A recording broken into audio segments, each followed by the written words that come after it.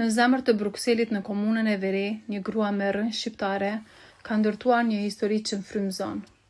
Habibe Duraki, me përkushtim, punë të palodhshme dhe besim në vlerat që i ka marrë nga familja dhe komuniteti, ajo ka arritur të bëhet gruaja e parë shqiptare në pozitën e nënkryetares në këtë komunë belge. Kjo nuk është vetëm një arritje personale, është një kapitull i ri për gjithë diasporën shqiptare, një dëshmi e fuqisë së gruas dhe ndikimit që mund të ketë një zë i sinqert në shoqëri. Në këtë bisedë e veçantë, Habibe na fton që të zbulojmë sfidat, emocionet dhe krenarinë që mbart me vete në çdo hap të jetës dhe karrierës së saj. Një histori që duhet dëgjuar dhe një zë që duhet ndjekur. Kush është Habibe Duraki për te funksioni publik? Habibe Duraki është një grua 37 vjeçare, nane 3 fëmijëve, me origjinë nga Shkupi, që jeton në Belgjik që mbi 32 vite. Kam ardhur këtu në Belgjik që në fillim viteve dhe 90-ta. Jam një femër që kam shumë vullnet për jetën dhe mundohem ta mbaj buzëqeshjen në çdo hap, edhe pse jeta ndonjëherë na përballon dhe me vështirësi. Çfarë ndikimi pati emigrimi në formimin tuaj si person dhe si profesioniste? Natyrisht që imigrimi ka patur ndikim, sepse prindit tanë kanë sakrifikuar çdo gjë për të ardhur këtu, për të na mundësuar neve si fëmijë një të ardhme më të mirë dhe për të na dhënë mundësi për të arritur në jetë. Ajo nuk ka qenë lehtë as për ata dhe as për neve. Inspirimi im ka qenë edhe nga baba im, që ka qenë shumë implikuar në çështjet humanitare, dhe pse ne vetë ishim në azil kërkim dhe kishim vështirësitë tona, dhe natyrisht disa padrejtësi të vogla që kemi hasur gjatë jetës, shkollimit apo çfarëdo lloj ballafaqimi me autoritetet këtu në Belgjik, që ndikon në atë, okay, dhe unë duhet të bëj diçka në jetë që njerëzit të cilët mund të jenë në situatën në cilët kemi qenë ne, mos ta përjetojnë në të njëjtën mënyrë, por ta përjetojnë më lehtë. Pse zgjodhët pikërisht politikën si mënyrë për të kontribuar në shoqëri? Si që thash, rrugtimi dhe jeta ballafaqon me disa vështirësi, kështu që pas studimeve kuptova që politika është ai elementi, edhe pse disa thonë që nuk na intereson, unë mendoj që politika është implikuar në çdo hap të jetës tonë, dhe kur e kuptova këtë, thash, okay, atëherë për të munduar të ndryshoj ca gjëra në drejtat e njerëzve dhe në mirëqenien sociale, atëherë unë duhet të implikohem politikë dhe që të mundohem të jap dhe unë atë forcën time për të ndryshuar ca gjëra për njerëzit, sidomos ata me origjinë të ndryshme që janë shqiptarët apo të tjerët, që të kemi një shoqëri më të drejtë, më mikpritse dhe që jep mundësi çdo njeri të arrijë në jetë. Cili është momenti vendimtar që ju solli deri në postin e nënkryetares? Momenti vendimtar ka qenë në 2018, kur ishin zgjedhjet komunale. Në fakt, unë u kyqa në degën e Partisë Socialiste të komunës tonë që nga 2012-ta. Duhet ta cek zotëria Mentxhana, i cili më njihte dhe që kemi mbështetur me prindë dhe normal shumë shqiptarë tjerë, cili më propozoi, sepse isha atëherë studente në magjistraturë në kriminologji në ULB, dhe u kyqa në degën këtu e Partisë Socialiste të komunës sime në Ever, që nga 2012-ta, dhe pastaj më dhanë sa përgjegjësi në shoqata, në ambiente të ndryshme të komunës dhe në organizime të ndryshme. Në 2018 më propozuan të jem kandidate në listë. Aty kisha numrin në 2018 kisha numrin 18. Nuk e di, jam më solli fat, po në fakt po. U zgjodha me 472 vota. Isha dhe gruaja më e votuar në komunë, që kjo i mahniti shumë nga kolegët e mi, po dhe mua, sepse ishin zgjedhjet e para të mia. Nuk është që kisha atë bagazhin që kishin ata kolegët tjerë si këshilltar komunal apo nënkryetar, për t'i patur ata dyrë të hapura në disa vende që ata kishin, po falë mbështetjeve të shqiptarëve dhe dua ta cek dhe të mediave shqiptare që më kanë kontaktuar spontanisht për të thënë ok, mbështetni një grua që kandidon tani në këtë komunë. Gjithë kjo më mundsoi që të zgjidhem direkt si nën kryetare, falë natyrisht dhe besimit të kolegëve të mi që janë të partisë, zotëri Ridvan Shai që ishte nën kryetari para prakës dhe kjo më mundsoi që të zgjidhem nën kryetare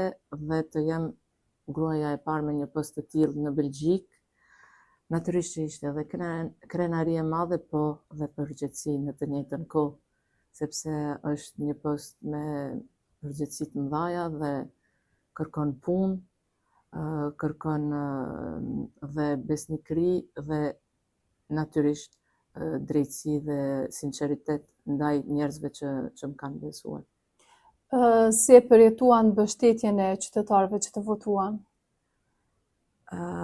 Për kolegët e mi,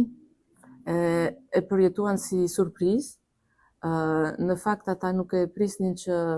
do merrja aq shumë vota, siç e thash, unë isha gruaja më e votuar, gjitha listat të përfshira dhe kishte edhe nën kryetare belge që ishin në listë që kishin mundësi më shumë se unë që ta bënin një fushat komplete dhe profesioniste, po kjo i habiti të gjithë mendoj sepse nuk e prisnin. Disa që ishin më të afërt nga kolegët me mua e dinin që kisha shumë kontakte dhe njohuri në shumë fusha dhe kontakte me njerëz, po që të jem gruaja më e votuara dhe që të bëj një rezultat të tillë, nuk mendoj që e prisnin sepse shumë nga ata dhe ma kanë thënë na ke habitur komplet. Me të vërtet të kemi besuar, kemi patur shumë shpresë në ty, në atë që mund ta përfaqësh në komunë dhe që mund t'i sjellësh partisë sonë, listës sonë, po nuk ishte më shumë se atë që prisnin nga unë. Po ju personalisht si e përjetuat mbështetjen e gjithë qytetarëve që të votuan ty personalisht? Personalisht natyrisht që ishte edhe për mua një surprizë, mund ta them, sepse fakti që isha më e votuara në gjithë komunën si grua, thoja, po kush janë gjithë ata njerëz që më besuan, dhe ishte një nder i madh sepse thash, ok, janë kaq shumë njerëz që më dhanë besimin, besimi është shumë i rënd për ta dhënë, dhe ne si shqiptarë dim vlerën e besës dhe e besnikërisë, dhe prandaj kjo ishte edhe një gëzim shumë i madh, po në atë çast dhe mendova, ok, tani kam shumë për të bartur, përgjegjësi të rëna për të bartur, dhe kështu duhet të jem e aftë dhe natyrisht të punoj, dhe natyrisht që isha dhe shumë mirënjohëse, sepse më kanë mbështetur njerëz që nuk e prisja dhe që nuk i njihja, dhe siç e thash dhe më herët, dhe shumë media shqiptare që kanë shkruajtur, më kanë kontaktuar për intervista, dhe kjo natyrisht që dhe të motivon më shumë, sepse thua, ok, jam në një rrugë të vlefshme, të mirë, dhe për të mirën jo vetëm e komunës time ose komunitetit shqiptar që është në komunën time, po dhe për imazhin e gjithë shqiptarëve dhe shqiptarisë kudo që jemi, që të themi, ok, shqiptarët mund të jenë në gjitha sferat e jetës, në gjitha postet, dhe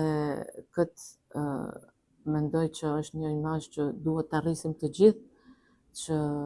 jemi dhe ndoshta edhe një inspirim, edhe pse duhet të qëndrojmë modest dhe të qëndrojmë afër vlerave tona shqiptare. Kudo që jemi, në çfarëdo shteti, çfarëdo posti që kemi, mos të harrojmë nga jemi, dhe që ndoshta është pak negative ta them në këtë mënyrë, që një post mos na shtyt të mohojmë as pak origjinën tonë dhe vlerat tona. Kjo është shumë e rëndësishme për mua. Cilat ishin sfidat më të mëdha që keni hasur si grua shqiptare në politikën belge? Sfidat kanë qenë, mendoj, të ndryshme. Në fillim, sfida e parë ishte se ok, ti je vetmja, po shqiptarët nuk janë që interesohen në politikë. Dhe thoja, po ne si komunitet jemi më nuk është që ndëgjojnë shumë për ne, për ndonjë sukses atë diçka, nuk kemi komunitet që bëjmë zhurmë, që se mund ta them kështu, dhe disa kishin shumë pyetje edhe për shqiptarët, sepse nuk është një popull që e njohin shumë të gjithë për gjitha aspektet. Sfida tjera ishin që natyrisht si shqiptarët dhe të përfitojnë nga ky post për t'i vlerësuar dhe për t'i shfaqur vlerat tona apo edhe artistët dhe njohuritë tona si shqiptar në sferën belge, po për t'i kyçur këta shfaqje teatrale që kam organizuar, shembull vallëzimet këtu në shesh dhe këto gjëra, nuk ka qenë dhe çdo herë e lehtë dhe të pranohet. Ndonjëherë edhe nga përfaqësues të komunës, sepse nuk ishte në traditën, që se mund ta them, që të sjell diçka të huaj në shfaqje teatrale apo artistike apo vallëzimi këtu në shesh, dhe unë isha e para që t'i propozoja këto gjëra dhe natyrisht, si çdo fillim ke aty ata që ju pëlqejnë dhe thonë ok, bravo, po ke edhe nga ata që thonë, po si kjo na erdhi tani si shqiptare dhe dëshiron të përfaqësoj vlerat e veta si shqiptare, dhe kjo mendoj që ka qenë një nga vështirësitë. Si grua ka qenë dhe ai aspekti, po dhe nuk e kuptoj këtë pyetjen në këtë shekull, edhe pse normal që kemi dhe shumë gjëra për të përmirësuar, nuk ke probleme bashkëshortin, shembull, kjo ka qenë një pyetje, ose si ja bën me fëmijët, them çdo herë kam thënë e kam mbështetës bashkëshortin, që e falenderoj shumë, familjen, dhe natyrisht gjithë shoqërinë dhe njerëzit që më njohin,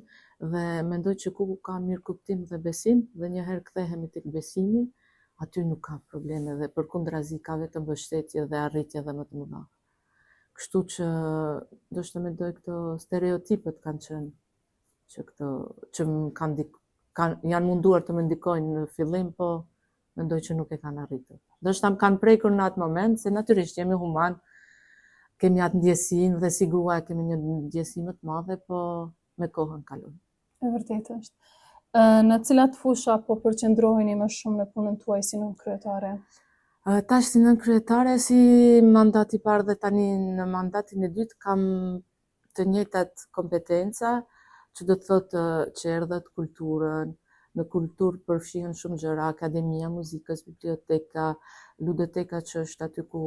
marrim me qira lodra të ndryshme, kam dhe shërbimin e logjistikës në gjithë komunën, që përfshin dhe pastrusët që kujdesen dhe cilat i falenderoj natyrisht, si krejt punëtor tjerë, për punën këtu në gjitha ndërtesat e komunës. Kam dhe informatikën, që ka qenë dhe një kompetencë shumë e rëndësishme gjatë mandatit të kaluar me periudhën e Covidit, që na shpejtoi shumë procedura për punën nga shtëpia dhe pajisjen me kompjutera dhe shumë pajisje informatike për punonjësit e komunës, por e arritëm dhe ta kalojmë dhe këtë sfidë, dhe natyrisht që kompetencat e mia janë të ndryshme, kërkojnë intervenimin tim për qytetarët, por si nënkryetare më kontaktojnë dhe për shumë gjëra tjera, shembull për dokumenta, për punë, edhe pse nuk jam unë nënkryetarja e punëtorëve të komunës, por mundohem që t'i drejtoj rreth kolegut i duhur apo rreth shërbimit i duhur, sepse donjëherë kanë pyetje që për neve ndoshta janë të thjeshta, por për qytetarët ballafaqohen përballë një vështirësie për të marrë shembull një takim vetëm për një procedurë letër njoftimi apo çfarë do lloj gjëre tjetër, dhe më kontaktojnë dhe mundohem ta bëj atë që është e mundur për t'i drejtuar aty ku duhet. Sa ndikon prejardhja juaj shqiptare në çështjen që keni ndaj politikës dhe komunitetit belg? Natyrisht që ka ndikuar në shumë mënyra të ndryshme, si për shembull në vitin 2018, kur janë bërë listat për kandidatët për votimet komunale, Disa më njihnin, por nuk e dinin origjinën time, dhe nga kolegët e partisë, kur ju tregova që jam shqiptare, ata ishin të gëzuar në aspektin që në komunën ku banoj unë dhe ku jam nënkryetar ka shumë shqiptar, nga gjitha trevat, Kosova, Shqipëria, Maqedonia dhe gjitha trevat tjera shqiptare, dhe ata thanë, po ti do kesh sukses, sepse shqiptar kemi shumë në këtë komunë dhe me të vërtet nuk janë të përfaqësuar në sferën politike apo në çdo lloj post komunal apo me autoritet, nëse mund ta them kështu. Dhe ky ishte, mendoj, njëri aspekt. Aspekti tjetër ishte natyrisht që kanë dhe disa atë stereotipin apo atë frikën nga shqiptarët, sepse siç e thash më herët, janë në lajme, disa herë kanë qenë në dritat e mediave për gjëra të këqija. Dhe unë me bagazhin tim të studimeve dhe implikimin tim, nga kolegët kishin shumë kurreshti që të dinë, po ju shqiptarët çfarë populli jeni, po si e keni historinë, po pse ne për ju ndëgjojmë vetëm keq dhe kështu. Dhe kanë shqiptar të famshëm kështu, dhe ju tregoja shembull, po kjo është shqiptare me origjinë, për Rita Ora, Dua Lipa dhe shumë intelektual tjerë, dhe për Nënën Teresë që kam këtu në pikë këtu mbas jush, dhe disa nuk e dinin se gjithë ata figura ndërkombëtare të njohura ndërkombëtarisht ishin shqiptare, dhe unë çdo herë dhe vazhdoj sot e tutje të mundohem t'ju them, mediat ndoshta disa raste kanë ndodhur që na kanë dhënë një etiketë të keqe, por nuk jemi ashtu, dhe me të vërtet ka patur një interes të tyre edhe që të njohin kulturën, kanë pyetur shembull edhe për restorane shqiptare, për traditat e kështu, dhe disa natyrisht kanë patur, siç e thash edhe më herët, dhe atë frikën dhe atë, po jo, ti duhet të qëndrosh si belge, okay, ke origjinën tënde, po duhet të qëndrosh si belge. Dhe ju them çdo herë, okay, unë belge jam, po kam një origjinë që nuk mund ta mohoj kurrë, se natyrisht me shtetësi jam belge tani, po origjinën time kaq të bukur, pse ta mohoj, kurse gjaku që qarkullon në venet time, mia është shqiptar dhe nuk mund ta mohoj. Dhe mendoj se me kohën janë pajtuar dhe me këtë që ju kam shpall aty si shqiptare. Si e shihni rolin e grave shqiptare sot në diasporë? Roli i grave shqiptare në diasporë është shumë i rëndësishëm dhe shumë pozitiv. Kemi shumë imazhe gra shqiptare që kanë përmirësuar imazhin e shqiptarisë, por natyrisht dhe të gruas dhe të emancipimit të gruas, çfarëdo lloj fushe, qoftë arti, gjitha sferat e tij, politika, shkencat, emra kemi plot për të përmendur, por nuk do i përmendim. Kështu që mendoj grua shqiptare ka luajtur një rol të rëndësishëm në përmirësimin dhe me njohjen e shteteve tona dhe me promovimin e shteteve tona si Shqipëria, Kosova, gjitha trevat tona, dhe kjo ka bërë që të shpejtoj dhe njohjen e kulturës, traditës, po dhe vendeve tona, dhe të rrisë turizmin,